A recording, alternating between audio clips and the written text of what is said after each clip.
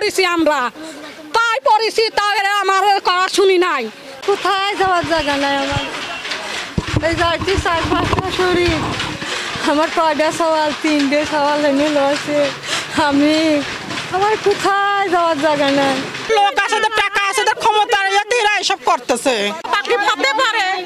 আমরা মনে করি সেইভাবে ব্যাচ পাতে পড়েছি গরিব মানুষের নৃশংসভাবে ভাঙবেন আপনি কথা বলবেন না সেটি হবে না আপনি একটু কথা বলতে হবে একটু বলেন যে আপনি এই যে নোটিশ পেয়েছে কিনা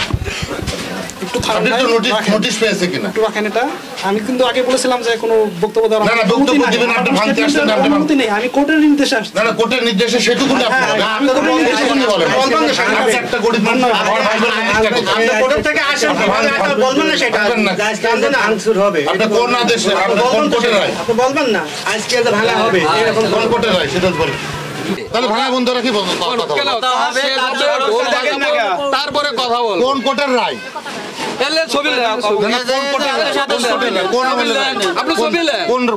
কোন আদেশ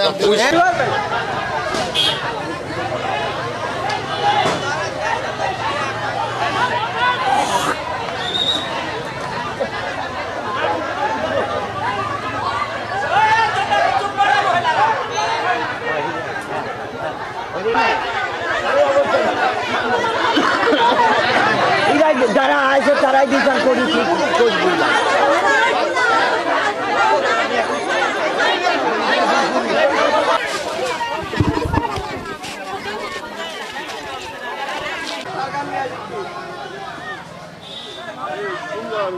ভাই সামনে এই বাইরের লোকজন কেউ ঢুকে না এটা হলো কাদের বাড়ি সরি আছে আপনাদের কাছে এটা হলো কাদের বাড়ি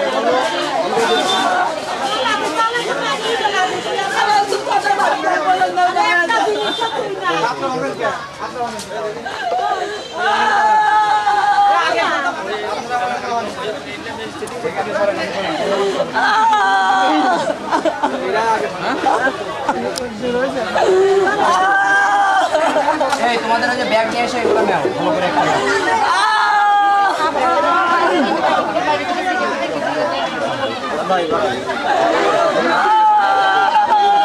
সবার অবস্থান মিলে করো আসলে ঠিক আছে আর ওখানে দেখি সবাই একটু আরে মেসেজ আসছে না কিছু আসছে না মেসেজের যাও যাও জিপি হেনে আসে পাগলের মতো কথা বলতে নাকি ধানাটা করে দেখেন কি করতে যায় এরা রাম ভাই শীতের করে থাকে মেন কথা ওদিকে মিলাদ ছিল আজকে মিলাদের কারণে এই শুধু কাম করে এগুলো তারা কই এই তারা এসে উড়াই ভাঙি ঠিক আছে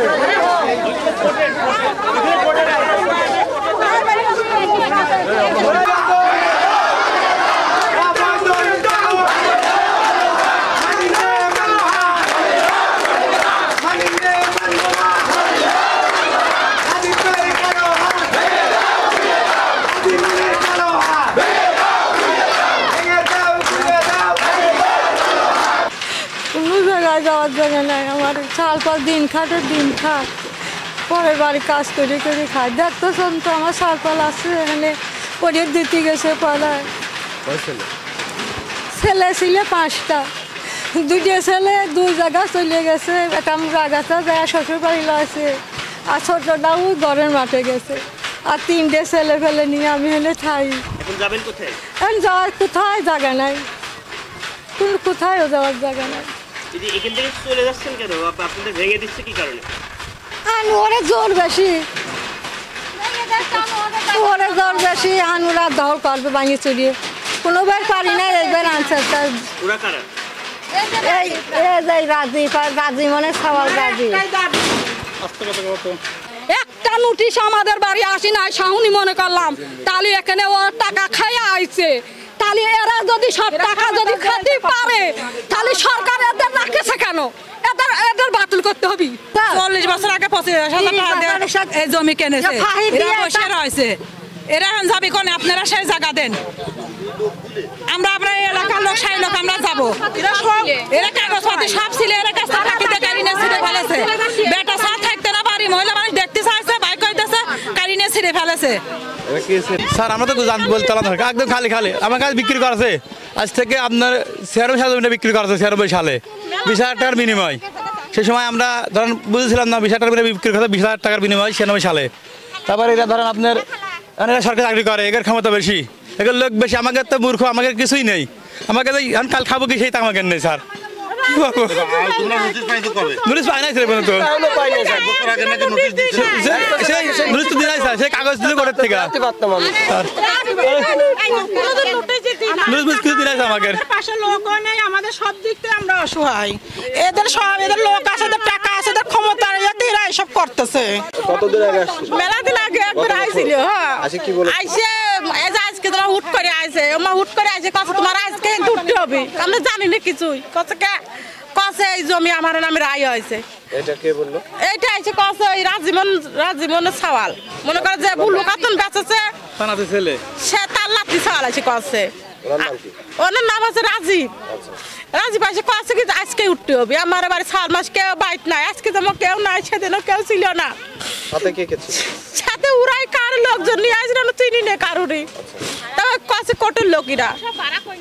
ভাড়া করে নিয়ে আসে আমারও তো জায়গা জমি নাই আমার এটা সরকার তেনে দিতেছে এটা সরকার তেনে আমার দিতেছে আমারও তো জায়গা জমি নাই না না এরা ছিলেন আমরাই ছিলাম আগে আমরাই ছিলাম বিক্রি হয় নাই তো জায়গা না না না মোহাম্মদ রাজীব হোসেন এখন জমির মালিক হচ্ছে মোসাম্মদ বুলু খাতুন স্বামী মৃত আসামউদ্দিন। এই জমিটা আগে এসেতে সরকারি ছিল আর এসেও সরকারি 1997 সালে বন্দোবস্ত দেওয়া হয় নানির নামে মোসাম্মদ বুলু খাতুন এবং আমার নানা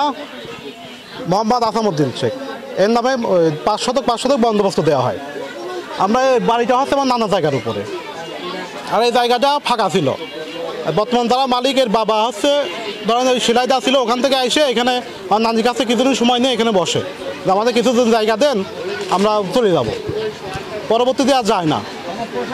পরে আমরা বাধ্য হয়ে উচ্ছেদের জন্য কোর্টে মামলা করি। এটা মামলা করে 2017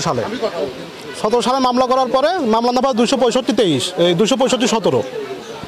তারপর 2021 সালে রায় হয়। রায় হওয়ার পরে আমরা ওনাদেরকে জানাই জমি রায় হয়েছে জমি ছেড়ে দিতে হবে। ওনারা বলে আমরা জমি ছেড়ব না কোর্টেতে লোক এসে ভেঙে দিই। পরে আমরা 2022 সালে জারি মামলা করি জারি 1/22। এটার প্রসেসিংয়ের পর এক পর্যায়ে কোর্ট থেকে লোক আসার পরে ওনারা বলে আমরা 20 দিন সময় দেন আমরা চলে যাব। পরবর্তীতে ওরা যায় না যাওয়ার পরে আজকে এই পরিস্থিতি আমরা ওনার পরবর্তীতে কোর্ট থেকে লোক এখন ভাঙতে আসছে। এই হলো একজন গরিব নিরীহ মানুষের বাড়িঘর ভাঙচুর করা হয়। আমরা ম্যাজিস্ট্রেটকে অনুরোধ করেছি যে এরা নিরীহ এদের কোথাও জায়গা নাই বাস করার জায়গা নাই আপনারা ওদেরকে ইয়ার দেন না। আমি ডিএম সাহেবের সাথেও কথা বলেছি ওনাকেও রিকোয়েস্ট করেছি আমরা একটা গণপিটিশন ইয়েনা বরাবর এবং ডিএম সাহেব বরাবর দেবো ইনশাল্লাহ। আর আমরা এই যে ক্ষতি করা হয়েছে এর কাগজপত্র সব এর কাছে আছে কাগজপত্র আছে কিন্তু ক্ষমতার প্রভাব জায়গায় রায় করা হয়েছে